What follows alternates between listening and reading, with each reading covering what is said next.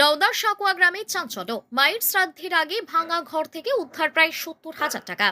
নওদা থানার সাকুয়া গ্রামে এক অবাক করা ঘটনার সাক্ষী থাকলো এলাকাবাসী। হতদরিদ্র পরিবারের ভাঙাচোরা টালির ঘর পরিষ্কার করতে গিয়ে উদ্ধার হলো প্রায় 70,000 টাকা।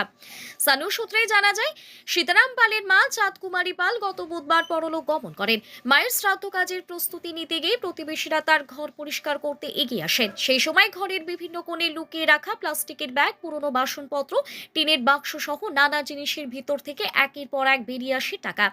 উদ্ধার হওয়া টাকার মধ্যে ছিল খুচরো পয়সা ছাড়াও 5 টাকা, 10 টাকা, 20 টাকা, 50 টাকা এবং এমনকি 500 টাকার নোট।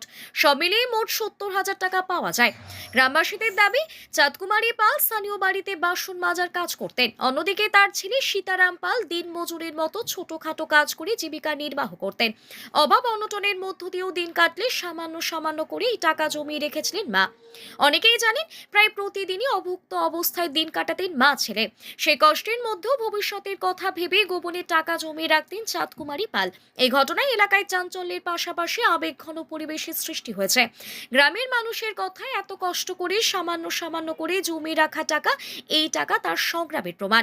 বর্তমানে উদ্ধার হওয়া টাকা সীতারাম পালের মায়ের শ্রাদ্ধ কাজে ব্যবহার করা হবে বলেই জানা গেছে। বিস্তারিত ভিডিও চিত্রে এন নিউজ লাইভ এক্সক্লুসিভ প্রতিবেদন।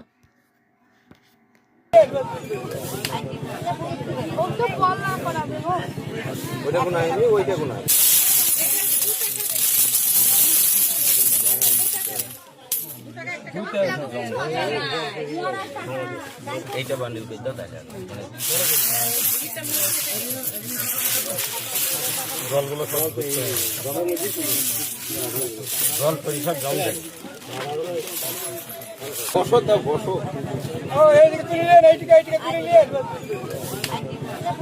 ওইটা কোন আইনি, ওইটা কোন আইনি।